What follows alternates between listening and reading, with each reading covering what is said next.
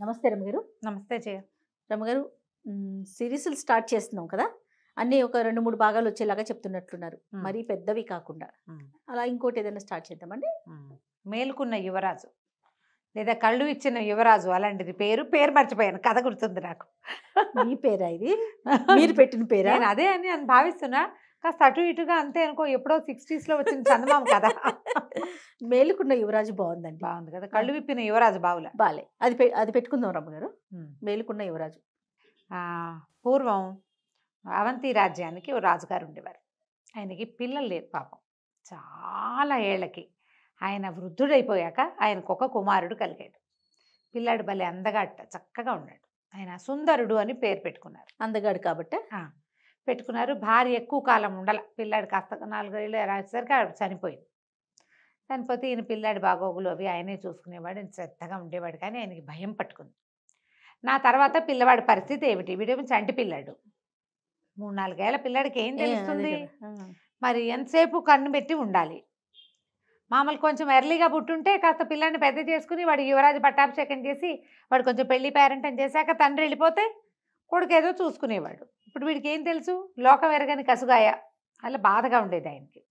అయితే ఆయనకి అనారోగ్యం వచ్చేసింది. ఆ దిగులతోటి సగం మంది దిగులతోటే జబ్బులు చేస్తాయి. వృద్ధులు ఇంత ఆ వయసుకు చనిపోక్కర్లా. అవును. జబ్బు చేసేసింది. అయితే ఆయన ఏం చేశాడంటే తనని చిన్నప్పటి నుంచి కనిపెట్టుకున్న ఒక తాత ఒక ఆయన ఉండేవాడు. ఈయన వృద్ధుడయ్యాడు. ఈయనని తాత అనేవాడు ఎంత పెద్దవాడు. కానీ ఆయనకి భయాలు గీయాలు ఏం లేవు. యాక్టివ్గా ఉండేవాడు. ఆ పిల్లాడిని తాతకు అప్పచెప్పాడు. ఓహో. అప్పచెప్పి పిల్లవాడిని జాగ్రత్తగా చూడు. వీడికి రాజ్యం రాకపోయినా పర్వాలా, బతికుంటే చాలు. వీడు రాజే అయిపోక్కర్లేదు. ఇప్పుడు ఏంటంటే చిన్నపిల్లాడిని రాజ్యానికి ఎక్కించారనుకో, మంత్రో సైన్యాధిపతో పొరుగు రాష్ట్రం వాళ్ళు ఎవరో ఒకళ్ళు వీళ్ళ మీద పడరు. వాడు ఏమి చేస్తాడు? యుద్ధం. చిన్నపిల్లాడు చంపేస్తారు. అదే. రాజద్రోహులు ఎక్కడ రాజద్రోహం తలెత్తుతుందో తెలియదు. పిల్లాడిని మాత్రం జాగ్రత్తగా చూడు. యువరాజ సౌధం అని ఒక ప్రత్యేకంగా ఒక మేడ కట్టించారు. పిల్లాడు అక్కడే ఆడుకుంటాడు, అక్కడే తింటాడు, అక్కడే పడుకుంటాడు, అక్కడే. మహారాజా సౌధం వైపుకి వాడిని రానిచ్చేవాళ్ళు కాదు. సేఫ్టీ కోసం, సెక్యూరిటీకి. సెక్యూరిటీ ఉంటుంది కదా, ఒకసారి క్లోజ్ క్వార్టర్స్ నుంచి ఇబ్బందులు వస్తాయి. అందుకని ఇలా ఉంచి ఆయన అనారోగ్యం తనకు మొదలవ్వగానే ఈ తాతకు అప్పచెప్పాడు. కట్టుదిట్టం చేశాడు. వాడి తిండి, వాడి తిప్పలు, వాడి పెళ్ళి, వాడి పేరెంటం అన్నీ ఎలా చేయాలి, ఏం చేయాలి అవన్నీ చెప్పి, రాజ్యం వచ్చినా రాకపోయినా పిల్లవాడిని బతికించి ఉంచు, వాడి బతుకు నీ పూచి అంటే ఆయన సరేనన్నాడు. తాత సంరక్షణలోనే పిల్లాడు పెరుగుతున్నాడు. కొంచెం పెద్దవాడు అయ్యేసరికి తండ్రి కాస్త పోయారు. రాజుగారు పోతే ఏమైంది? ముఖ్యమంత్రికి రాజ్యాన్ని అప్పచెప్పారు. పోవటానికి ముందే ముఖ్యమంత్రికి అప్పచెప్పి, అదే ఏమంటారు, మహామాత్యుడు ఆయనకు అప్పచెప్పి, పిల్లవాడు పెద్దవాడు అయ్యేదాకా మీరు రాజ్యం చేయండి, తర్వాత పిల్లాడికి అప్పచెప్పండి. బాగుంది. అదే కదా పద్ధతి. సరే, బాగానే ఉంది. ఆయన దారిని ఆయన ఇంత పెద్దవాడు ఏం కాదు, కొంచెం పర్వాలేదు, కుర్రాడు. అతనికి రాజ్యాన్ని అప్పచెప్పారు. అక్కడ సాదాసీదాగా రాజ్యం జరిగేది. ప్రజలంతా ఏమనుకునేవాళ్ళు అంటే, పిల్లాడు పెద్దవాడయ్యాక యువరాజు అవుతాడు, తర్వాత మహారాజు అవుతాడు. రాజు పట్ల ఆసక్తి ఉన్న వాళ్ళందరూ అలాగే అనుకునేవాళ్ళు. కొత్త రాజుగారి పద్ధతులు నచ్చిన వాళ్ళు ఆ రకంగా నడిపించుకుంటారు. అంతేగా. పాతరాజు కావాలని ఎంతమంది అనుకుంటారు? కొంతమంది ఉంటారు ఆ రాజా కుటుంబానికి వీరాభిమానులు. మిగిలిన వాళ్ళు అలా ఉండరు కదా. కొత్త రాజు ఏర్పరుస్తున్న ఉద్యోగాలు, ఆయన ఇచ్చేటువంటి రాయితీలో ఏవో ఆసక్తిదాయకంగా ఉంటాయి. ఎవడైతే ఏమిటి రాజు, అలాంటి భావాలు ఉన్న వాళ్ళు కూడా ఉంటారు. ఈ సుందరుడు మాత్రం తాత సంరక్షణలోనే పెరుగుతున్నాడు. వాడి తిండి, వాడి తిప్పలు, వాడు ఎవరితో ఉండాలి, ఏం చేయాలి, విద్యాభ్యాసానికి కూడా బయటికి పంపల. అయ్యో. ఒక గురువుగారు, కొంతమంది గురువుగారులు వచ్చి ఇక్కడే బోధించేవాళ్ళు. పిల్లాడు ఒక్కడే, వాడికి బోర్ కొడుతుందండి. కొంతమంది పిల్లల్ని సెలెక్ట్ చేసి వాళ్ళు వచ్చేవాళ్ళు ఇతనితో ఆటకి. స్నేహితులు కూడా సెలెక్షనే. వాళ్ళు ఎవరు ఏమీ తెచ్చి పెట్టకూడదు. వాళ్ళని క్షుణ్ణంగా తనిఖీ చేశాకే లోపలికి పంపేవాళ్ళు. లోపల చాలా పెద్ద సామ్రాజ్యం లాగా ఉంది ఆ కోట. ఆ పిల్లాడికి ఇచ్చిన భవనం చాలా పెద్దది.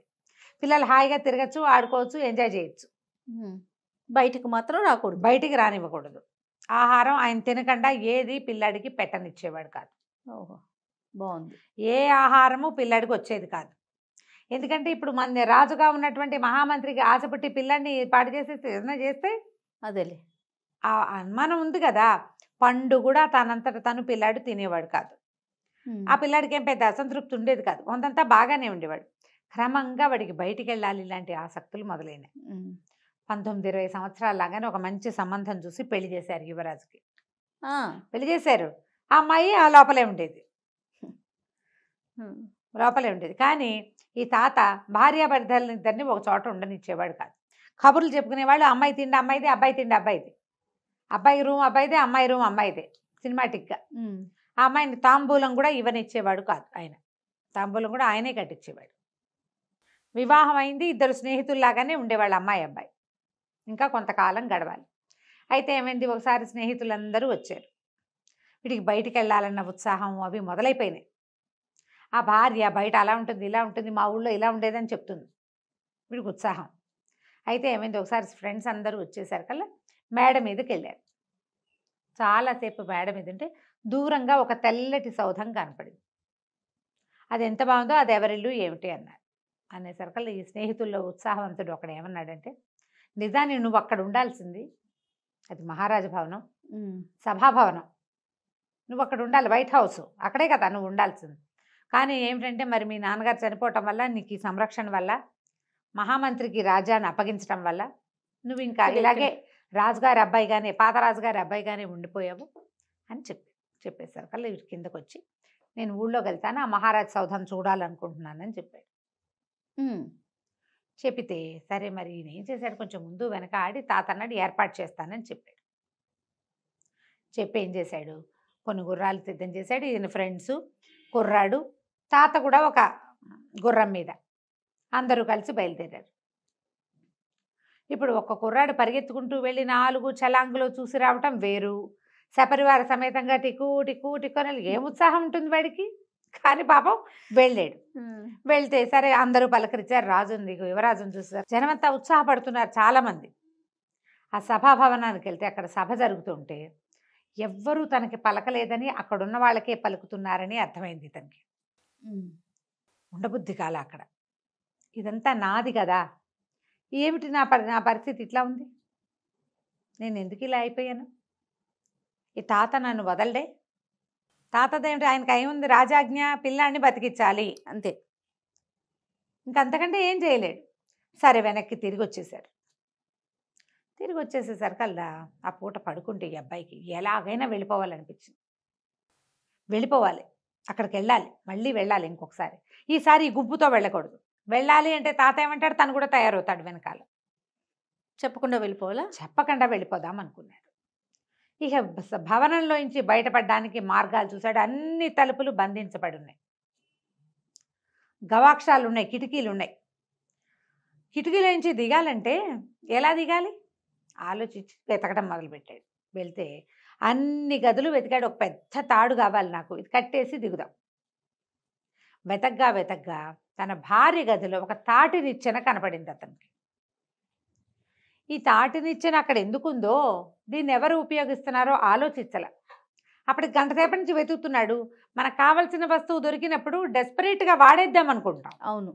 అంతేగాని దేనివల్ల ఉంది, ఎవరు పెట్టారు, ఏం చేస్తుంది, ఈ గదిలో ఎందుకుంది, అలా ఊహ రాక ఆ తాటి నిచ్చెన్ని కిటికీలోంచి బయటేసుకుని దిగేశాడు. దిగేసి నిశ్శబ్దంగా గోడలు దాటుకుంటూ బయలుదేరి బయటికి వెళ్ళిపోయాడు. పై సౌధంలో పై అంతస్తులో ఉన్నవాడు కిందకి దిగొచ్చాక ఏముంది, అది దిగేశాక ఇక మామూలు గోడలే. తలుపులకి తాళాలు వేస్తారు కానీ గోడలకు తాళాలు వేయలేరు కదా, కాస్త ఎత్తుగా ఉంటాయి అంతే. మెల్లిగా ఇక కోట గోడ, ఈ మన దానికి ఆ సౌధం తాలూకు గోడలు అవి గేట్లు దాటుకుని బయటకు వచ్చాడు. బయటకు వస్తే అక్కడొకళ్ళు మాట్లాడుకుంటూ మాటలు వినపడుతున్నాయి. యువరాజు బయటకు వచ్చాట ఈ మధ్య, అంటే ముందు వచ్చాడు కదా, ముందు రోజు బయటకు వచ్చాట. నిజానికి న్యాయం పడితే ఆయన రాజ్యం చేయాలి కుర్రాడు, ఈ దుర్మార్గుడి చేతిలో పడ్డాం మనం అని ఒకళ్ళు మాట్లాడుకుంటున్నారు. అక్కడి నుంచి ఇంకోళ్ళు ఎవరో మాట్లాడుకుంటున్నారు. ఆ ఎవరైతే ఏముందిరే, రాజు అన్నవాడు, అతనికి ఏం తెలుసు, యువరాజుకి చిన్నవాడు పగే ఆ సౌధంలోనే ఉన్నాడు. ఈ చిన్న సౌధంలో ఉండేవాడికి ఏం తెలుస్తుంది అని ఇంకొకళ్ళు ఇంకా ముందుకెళ్తే అమ్మో వాడి రాసలీలు ఏం ఎక్కువైపోయినాయో, వీడితో ఎప్పుడు వీడి పీడ విరగడుతుందో అని రాజు గురించి మాట్లాడుకుంటున్నారు. ఇతను ఆశ్చర్యంగానూ ఉంది, ఆలోచనగానూ ఉంది. ఎట్లా నేను నా రాజ్యాన్ని తీసుకోగలుగుతాను, ఇలా ఆలోచిస్తుంటే ఒక బండి వస్తూ కనపడింది. నేను గబగబా చెప్పేస్తున్నా, కొంచెం వివరంగానే ఉంది అది. ఆ బండిలో మహామాచుడు ఇప్పుడు రాజుగా ఎవరున్నాడో ఆయన, మంత్రి పక్కపక్కన కూర్చొని వెళ్తున్నారు. ఆ బండి ఎత్తైన బండి, వెనకకి ఇట్లా కిందకి కాళ్ళు పెట్టుకుని దిగడానికి మెట్టుకి కిందకి ఒక సాధనం ఉంది. అంటే మెట్లు ఉంటాయి కదా ఆ బళ్ళకి. ఆ చటుకుని ఏం చేశాడు, చీకటి మాటున ఆ బండి వెనకాల మెట్టు పట్టుకుని మెట్టు మీద కూర్చుని ఆ బండితో పాటు వెళ్ళిపోయాడు. ఓహో! వెళ్ళిపోయేసరికి అదొక పెద్ద సౌధం. అందులోపలికి వెళ్ళాడు. ఈ బండిలోంచి ఆయన దిగాడు. ఈ కుర్రాడు కూడా, మన యువరాజు కూడా నక్కుతూ సుందరుడు వాళ్ళ వెనకాల పడి వెళ్ళాడు. వెళ్తే లోపల చాలామంది ఏమిటో ఆడవాళ్ళు, డాన్సులు, నాట్యాలు, గీట్యాలు ఉన్నాయి. ఈయన ఒరిజినల్ సౌధం కాదు, మంత్రి గారిది కాదు, ఇదేదో వేరే ఒక ప్రాంతం. ఇతనికి వేరబౌట్స్ తెలియవు. ఈ రాజుగారి వేరబౌట్స్ తెలియదు. అది ఇప్పుడు మంత్రివి తెలియవు, తన ఇల్లు అదంత వివరం ఏం తెలియదు అబ్బాయికి. అయోమయంగానే ఉంది అతని పరిస్థితి. రోడ్లు అలవాటు ఉన్నవాడు కాదు కదా, వెళ్ళిపోయాడు అంతే. కానీ అది మంత్రి గారి ఇల్లు అయితే అక్కడెక్కడో బండెక్కి రాత్రిపూట ఇక్కడికి ఎందుకు వస్తాడు? ఇది వేరే ప్లేస్ అనమాట. ఆ మాత్రం ఆలోచన ఉంది. తీరా అతను మంత్రి దిగి వెళ్ళాడు. ఇతను కూడా నక్కుతూ నక్కుతూ నక్కుతూ అతను వెనకాల వెళ్తే మంత్రి హా అని చేతులు చాపి ఎవరినో కావలించుకున్నాడు. ఇంత ఆలస్యం చేసావు, ఈ దొంగ బతుకు నేను బతకలేకపోతున్నాను అన్న గొంతు వినపడింది. ఆడవాళ్ళ గొంతు. నిర్ఘాంతపోయాడు. ఆ గొంతు ఎవరిదంటే ఇతనికి బాగా తెలిసిన గొంతు. ఆ కంఠాన్ని ఇక్కడ వింటానని వాడు ఎప్పుడు జీవితంలో ఊహించుంటాడు. హతాశుడైపోయి చూస్తూ నుంచున్నాడు ఒక మూల. అయితే ముఖ్యమంత్రి రాజుగా ఉన్నవాడు ఎవరినో కౌగిలించుకున్నాడు. ఇతను నిర్ఘాంతపోయాడు. నిర్ఘాంతపోయింది ఎవరినో చూసి కాదు, అక్షరాల యువరాజు యొక్క భార్య. తెల్లపోయాడు, హతాశుడైపోయాడు. నా భార్య ఈ ముఖ్యమంత్రికి ప్రేయస. ఇలాంటి ఒక అమ్మాయిని ఆ తాతకి తెలియకుండా మోసం చేసి తనకిచ్చి పెళ్లి చేశాడు. ఓహో! అక్కడి నుంచి ఆవిడ ఈయన తిట్ట మొదలెట్టింది. ఇవాళ పొద్దున యువరాజు అంత శుభ్రంగా వీధిలోకి వచ్చేసాడు, వాడిని చంపేయకూడదు, ఒక బాకు విసిరినా అయిపోయేది కదా, నేను అక్కడ ఉండలేక వస్తున్నాను, ఈ రాత్రిపూట రోజు రహస్యంగా నీకోసం రాలేకపోతున్నాను నేను, ఇవాళ తాటనిచ్చిన ఎవరో వాడారు కూడాను అన్నది. వీడికి అర్థమైంది అప్పుడు, ఓహో ఆ తాటనిచ్చిన అందుకే ఆవిడ రోజు రాత్రి దిగేస్తుంది, ఆవిడ గది వేరు వీడి గది వేరు, ఆవిడ దాని ఆవిడ దిగెళ్ళిపోతుంది, కాసేపు ఏదో పిచ్చి కబుర్లన్నీ చెప్తుంది, అయిపోయింది. నా మీద కుట్ర జరుగుతోందంటే ఇంతకుముందు వాళ్ళిద్దరూ మాట్లాడుకున్నారు, రాజుగా ఉన్నవాడును ఆయన మంత్రిను. బాహాటంగా వస్తే యువరాజు రోడ్ల మీద పడి తిరుగుతున్నాడు, వీధుల్లో పడి తిరుగుతుంటే ఎక్కడా ఏమీ చంపేయకుండా అలా వదిలేశారేమిటి, ఇలాంటివన్నీ విని చివరిగా అమ్మాయి కూడా పూర్తిగా అడ్డం తొలగించుకోవాలని చూస్తున్నారు. ఇంతలో వాళ్ళిద్దరూ మాట్లాడుకుని ఓ చోట కూర్చున్నారు. మాట్లాడుకుని పద లోపలికి వెళ్దామని బెడ్రూమ్లోకి వాళ్ళిద్దరూ గదిలోకి వెళ్ళిపోయారు. హాల్లో ఇంచి వెళ్ళిపోయేసరికల్లా ఇతను ఆశ్చర్యపోయి ఉన్నాడు కదా, చటుక్కని లేచి నిలబడ్డాడు. వాళ్ళ వైపు వెనకాల వెళ్ళడానికి ఒక అడుగు అయిపోయాడు. ఇంతలో ఏమైంది, అక్కడ తగిలించున్న వస్తువు ఏదో చేతికి తగిలి కణేల్మని మోత వచ్చింది. మోత రావడం అంటే ఒక ఆడగొంతు వచ్చింది బయటికి. ఎవరది అక్కడే అని, అంతా స్త్రీలే ఉన్నారు, అంతఃపుర రక్షణ. అక్కడి నుంచి కత్తులు దూసుకుంటూ ఆడాళ్ళు పరిగెత్తుకొచ్చుతూ వచ్చేసారు. స్త్రీలే పరిపోయాడు, పరిగెత్తాడు. ఇక అక్కడ దొరికితే ఇంకా దొరికిపోయినట్టే, పొద్దున్న తరగకుండా వదిలేసారు, ఇప్పుడు తరిగేస్తారు వాళ్ళు. ఇక పరిగెత్తాడు పరిగెత్తాడు పరిగెత్తాడు. ఆ ఉద్యానవనము అదో క్రీడా మండపంలాగా ఉంది, అది చాలా పెద్ద ఇల్లు, ఒక పెద్ద మందిరం. ఆ మందిరాన్ని దాటుకుంటూ అవతల వీధుల్లోకి పరిగెత్తాడు.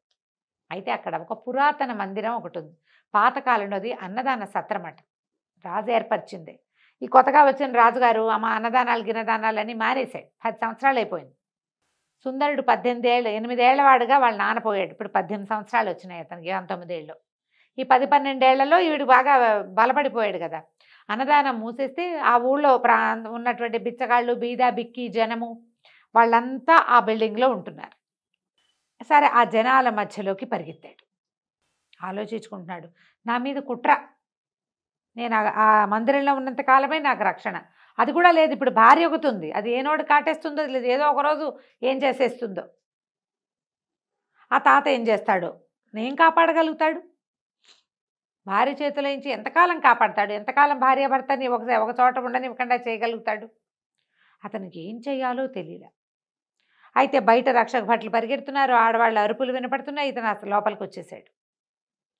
ఇంతలో ఏమైంది, సడన్గా ఆ దీపాలు అవి అక్కడక్కడ కొంచెం చిన్న చిన్న నూనె దీపాలు ఉన్నాయి. అర్ధరాత్రి అయిపోయింది. ఒక మూల ముడుచుకుని కూర్చున్నాడు ఇతను.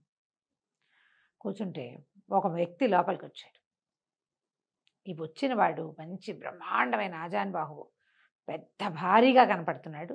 ఇతను ఏమనుకున్నాడు, సుందరుడు ఎవడో నన్ను పట్టుకోవటానికి వచ్చిన వాడే అనుకున్నాడు. కానీ నిజానికి కాదు, అతను ఒక మంత్రసిద్ధి కలిగినటువంటి గజ దొంగ.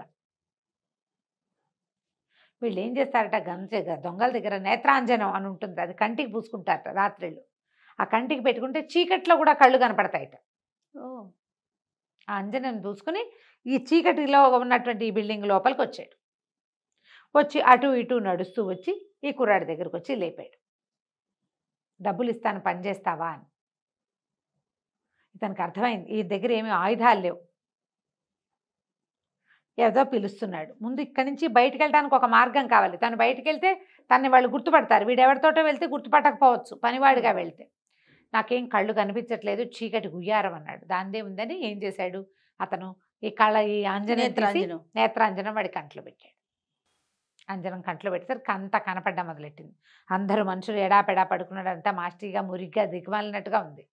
చాలామంది ముష్టివాళ్ళు, వాళ్ళు దారిపోయేవాళ్ళు ఎవరెవరో పడుకుని ఉన్నారు. వాళ్ళ మధ్య నుంచి ఎవరిని తొక్కకుండా ఇద్దరు కలిసి దాటుకుని వచ్చారు. పద వెళ్దామని ఎక్కడికో తీసుకుపోయాడు. వాళ్ళ ఇంటికి ఒక గుహలాగా ఉంది.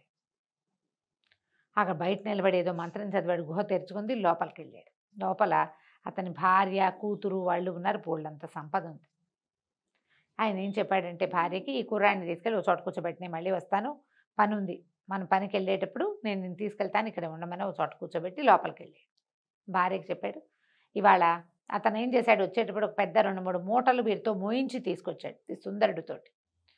నేను ఒక చోట బిచ్చగాళ్ల మందిరంలో ఒక కుర్రాడిని చూశాను, చాలా అందంగా ఉన్నాడు, సామాన్లు మోసుకురావటానికి వాడిని తీసుకొచ్చాను, పిల్లాడు బాగున్నాడు, వాడికి మన దొంగతనం విద్యలు నేర్పుకుంటే మన పిల్లనిచ్చి పెళ్లి చేయొచ్చు అంటే. ఈవిడేమంది, ఇట్లా కొత్తవాడు ఎవరినో తెచ్చి పెళ్లి చేస్తానంటావేమిటి, చంపేసేయి, అందరినీ చంపేసినట్టే. అక్కడి నుంచి ఒక మనిషిని తీసుకొచ్చి వాడికి తన గుర్తు తెలియకుండా చంపేస్తాడట అతను. చంపేయమన్నది. వీడు సామాన్లు మోసుకొచ్చాడు, మోసుకొచ్చిన వాడిని చంపేస్తారనమాట. ఆయన దొంగతనం చేసిన వస్తువులన్నీ మోసుకొచ్చారనమాట. చంపేయమనగానే ఇతని పక్కన కూర్చున్న, తన భార్య పక్కన కూర్చున్న అతని కూతురు, ఒక 16 ఏళ్ల పిల్ల, బయట ఉన్న వాడెవడో చూడడానికి బయటకు వచ్చింది. తీరా చూస్తే ఎంత బాగున్నాడు. బాగుండేసరికల్లా అమ్మాయింది గబుక్కొని గబగబా దగ్గరకు వచ్చేసేసి వాళ్ళ అమ్మ నాన్న ఇంకా డిస్కషన్ పెడుతూనే ఉన్నారు. ఇది బయటకు వచ్చేసి ఈ కుర్రాడిని చేయిపుచ్చుకుని గుమ్మం దాకా తీసుకెళ్ళి ఓ మంత్రం చెప్పింది. ఈ మంత్రం చదువుకో, తలుపు తెరవబడుతుంది, తలుపు తీసుకుని పారిపోయి, ఇక్కడే ఉంటే చంపేస్తారు అని చెప్తే ఆ కుర్రాడు, చీకటి, వాళ్ళకి నేత్రాంజనం ఉంది కాబట్టి కనిపిస్తుంది, వీడికి నేత్రాంజనం ఉందిగా, ఆ నేత్రాంజనంలో ఆ పిల్ల వైపు తలకాయ తిప్పి చూశాడు. చూస్తే పిల్ల చక్కగా ఉంది, బుద్ధిమంతురాళ్ళగా. ఎవడైనా ఒకడు అనవసరంగా మరణించకూడదు అనుకుని ఆ బుద్ధి నచ్చింది. పెళ్ళంగా ఉండి రాజును చంపేద్దామని చూసేదాన్ని చూశాడు, అదే ఆడవాళ్ళని నమ్మకూడదు అనుకున్నాడు. చూస్తే ఈ పిల్ల మంచి పిల్లలే ఉంది. సరే ఆ మంత్రం చదువుకుని బయటికి వెళ్ళిపోయాడు. ఆ చీకట్లోనే నడుచుకుంటూ మొత్తానికి తన దారి వెతుక్కుని తన భవనం వైపుకి వెళ్తాడు. తెల్లవారుతుండగా భవనం చేరుకున్నాడు. రాత్రే ఈ కుర్రవాడు మాయమైపోయిన సంగతి తాతకు తెలిసిపోయింది. వెతుక్కుంటున్నాడు. ఇతను ఏమన్నాడంటే, తాత ఇంకేం భయం లేదు, మనం ఏం చేయాలో మనకు తెలిసిపోయింది, ఏం జరుగుతుందో కూడా మనకు తెలుసు, నువ్వు అర్జెంటుగా వెళ్ళి ముఖ్యమంత్రిని పిలుచుకురా అని చెప్పాడు. రాజోచితమైన బట్టలు వేసుకున్నాడు. తన స్నేహితులందరికీ కబురు చేశాడు, రండి అని. అక్కడి నుంచి మంత్రి గారు వచ్చాడు. మంత్రి రంగాని కుర్రాడు అడిగాడు, సుందరుడు, నన్ను చంపడానికి చాలా ఎత్తులు వేస్తున్నారు, ఇదేనా మా నాన్నకి మీరిచ్చేది, మా నాన్నకు మీరు ఇచ్చే గౌరవం అంటే? ఆ మంత్రి కాళ్ళ మీద పడ్డాడు. నన్ను క్షమించండి బాబు, నేను వాడితో కలిసి లేను, నేను గనక మీ వైపు మాట్లాడితే నా పీక ఉత్తరిచ్చేస్తాడు, నా కుటుంబం కోసం నాకు ఇంకో దారి లేదు, మన రాష్ట్రంలో మన రాజ్యంలో ఉన్న సైన్యాధిపతులు కానీ దండనాయకులు కానీ అందరూ కూడా ప్రభుభక్తి పరాయణులే, కానీ వీడు పాత ప్రభువు పేరెత్తంగానే చంపేస్తాడు, లేదా జైల్లో పెడతాడు, నగర బహిష్కారం విధిస్తాడు. చాలామందికి అట్లా జరిగిపోయింది. నేను కాకుండా ఇంకా 4 మంత్రులు ఉండేవాళ్ళు, వాళ్ళందరూ ఇళ్ళదారి పట్టేశారు. ఇళ్ళదారంటే పైదారే. మేము కూడా మిమ్మల్ని కనుక వెనకేసుకుని వచ్చామా మేము దొరికిపోతాం. అందుకని ఇక తప్పనిసరి పరిస్థితి అయ్యి మేము అతను వెనకాల ఉండవలసి వస్తుంది. ప్రజలు కూడా విసిగిపోయి ఉన్నారు అతనితోటి. రాజ్యాధికారం మంత్రులు చేజిక్కించుకుంటే ఎట్లా? ఆ కాలం పద్ధతి అది కాదు. క్షత్రియులకే కావాలి. అతను కడు దుర్మార్గుడు. చాలా ఆలోచించి మీ భార్యని కూడా తన ప్లాన్ చేసినట్టుగానే తీసుకొచ్చి మీకు అప్పచెప్పాడు. ఆ పెళ్లి కూతురు సంబంధాలు అవన్నీ కూడా జాగ్రత్తగా ఈ తాతని మోసపుచ్చాడనమాట. అతని వైపు మాట్లాడడం తప్పిస్తే మాకు ఇంకో దారి లేకపోయింది. మీరు ఇప్పుడు ఏం చెప్పమంటే అది చేస్తా, ఏం చెప్తే అది చేస్తా, మీరు ఏం చేయమని చెప్పి ఆజ్ఞాపించినా సరేనన్నాడు. అనగానే సరే, ప్రజలందరికీ తెలియజేయండి యువరాజు పట్టాభిషేకం చేసుకుంటున్నాడని. ఒకటే రోజులో ఈ రోజు జరిగిపోవాలి. వాళ్ళకి ఇంకా ఊహ రాల.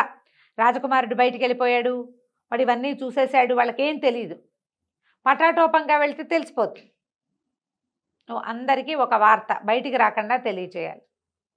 అక్కడి నుంచి ఈ తమ దగ్గర సైనికులు వాళ్ళు కొంతమంది సైన్యం ఉంటారు కదా, ఈ అబ్బాయి తోడున్నారు కదా, ఈ అమ్మాయి వీళ్ళతోటి ఆ అమ్మాయిని తన భార్యని పెడరెక్కలు విరిచి కట్టించేసాడు. ఒకేసారి నిన్న వచ్చిన యువరాజు ఇవాళ మళ్ళీ వస్తాడని ఎవ్వరూ ఊహించలే. ఎందుకంటే అతను 10 ఏళ్ల వయసులోనో 9 ఏళ్ల వయసులోనో ఒకసారి వచ్చాడు, మళ్ళీ 18, 19 ఏళ్ళు వచ్చాక రెండోసారి వచ్చాడు ఊళ్ళోకి. నిరాడంబరంగా గుర్రం వేసుకుని వెళ్ళిపోయాడు. స్నేహితులందరినీ కాసేపు ఆగి రమ్మన్నాడు. పటాలం అంతా పోయిందనుకో, ఏదో పటాలం వస్తుందని చూస్తారు. ఒంటరిగా వెళ్ళే యువరాజుని ఎవరు చూస్తారు? ఆగమేఘాల మీద వెళ్ళిపోయి రాజభవనంలోకి ప్రవేశించి వెళ్ళి సింహాసనం మీద కూర్చున్నాడు. అప్పుడే ఇంకా సభ సర్దుకుంటున్నారు జనాలు. ఈ సింహాసనం మీద వచ్చి కూర్చున్న యువరాజును చూసేసరికల్లా ఏముంది, మహారాజుకి అంటారు కదా, యువరాజుకి జయ అని అరిచారు కొంతమంది. ఇంతలో ఏమైంది, దండనాయకుడు రాగానే ఇప్పుడు ఆ సింహాసనానికి విలువ, దాని మీద ఎవరుంటే వాళ్ళ మాట వినవలసిందే వాళ్ళు, అంతే. మహామార్చుడి పెడరెక్కలు విరిచి కట్టి పట్టుకురండి అని కేకేశాడు. దండనాయకుడు ఒకటే పరుగులోకి వెళ్ళిపోయాడు అంతఃపురంలోకి. ఆ రాజుగా ఉన్న మంత్రిని రెక్కలు చేతులు కట్టేశారు వెనక్కి. 2 సైనికులు ఒక్క కర్ర దూర్చి చేతుల మధ్యలో మోసుకుని తీసుకొచ్చేశారు. అక్కడి నుంచి బంధించిన ఇతని భార్యను కూడా తీసుకొచ్చారు. వీళ్ళిద్దరి నేరము ప్రూవ్ అయిపోయింది. ఆ అమ్మాయి ఇతని భార్య, ముఖ్యమంత్రి భార్య. పెద్ద వయసు ఏం కాదు, చిన్న వయసుదే. అప్పుడు చేసుకునేవాళ్ళు కదా అట్లా పెళ్ళిళ్ళు. ఇవి ఇతన్ని చంపేస్తే శాశ్వతంగా రాజు అయిపోవచ్చు, రాణి అయిపోవచ్చు. అక్కడి నుంచి వాళ్ళిద్దరిని కారాగారంలో పెడేశారు. తర్వాత కొరత ఇస్తారు, అతన్ని కొరత ఇస్తారు, అమ్మాయికి ఉరిశిక్ష ఇస్తారు, శిక్షలు విధించేశారు. రాజ్యంలో ఇతను ఇవాళే నా పట్టాభిషేకం, ముహూర్తం లేదేం లేదు, నేను రావటమే ముహూర్తం అన్నాడు. ఆ తాత వెంటనే సంతోషంగా అందరినీ పిలిపించి మధ్యాహ్నానికి యువరాజుకి పట్టాభిషేకం చేసేశారు. పట్టాభిషేకం చేయగానే రాజ్యంలో ఎక్కడెక్కడ ఏమేమి జరుగుతున్నాయో అన్నీ లిస్టు పెట్టరండి అన్నారు. జనరల్గా పోస్టింగ్ తీసుకున్నప్పుడు చేసే పనే కదా. అక్కడి నుంచి బిచ్చగాళ్ళ సత్రంగా పేరుపడిన ఆ పాత సత్రాన్ని దాన్ని రివైవ్ చేసి అన్నదాన సత్రాన్ని చేయమన్నాడు. అక్కడి నుంచి ఇతనికి మంత్రం తెలుసు. అంజనం దారి వేసుకున్నప్పుడు నడిచి వెళ్ళాడు కదా, అక్కడి నుంచి పాదచారిగా అక్కడికి వెళ్ళాడు. ఏ గుహలో నుంచి తను బయటకు వచ్చాడో ఆ గుహ దగ్గరికి వెళ్ళి ఆ మంత్రం చదివి, ఆ తలుపు తెరుచుకుంటుంది మంత్రం చదివితే, లోపలికి వెళ్ళి లోపలున్న ఆ గజ దొంగ దగ్గరికి వెళ్ళాడు. మీ అమ్మాయిని నేను వివాహం చేసుకుంటాను, ఆమె వల్లే నేను బతికి ప్రాణాలతో వెళ్ళిపోయాను అని చెప్పేసరికి అతను పాదాలు పట్టుకున్నాడు. నన్ను క్షమించండి, నేను గజ దొంగ అన్నంటే, నువ్వు కొత్తవాళ్ళుగా ఉండు మాకు, నువ్వు చీకట్లో కూడా చూడగలిగేవాడివి, మంత్రసిద్ధి ఉంది నీకు, మంత్రసిద్ధి ఉన్నవాడు రాజ్యాన్ని కాపాడాలి, అంతే. నువ్వు గజ దొంగగా ఎందుకుంటందుకు, రాజ్యం అంతా నీ చేతిలోనే పెడతాను నేను అని చెప్పి అతన్ని మామగారిగా చేసుకుని ఆ దొంగ యొక్క కూతుర్ని వివాహం చేసుకున్నాడు. రాజు రాణిగా ఎంతో కాలం రాజ్యాన్ని పరిపాలించారు. 20 ఏళ్ళు వచ్చేదాకా నా రాజ్యము, నా ప్రజలు, నా జీవితం అని మేల్కొలుపు రాల. ఒకసారి ఊళ్ళోకి వచ్చి చూసేసరికి అతనికి వచ్చింది అనిపోయింది. ఆ విధంగా మేల్కొన్న యువరాజు కథ పరిసమాప్తం అయిపోయింది. చాలా బాగుంది రమ్మగారు, సింపుల్గా సూపర్. నమస్తే. నమస్తే.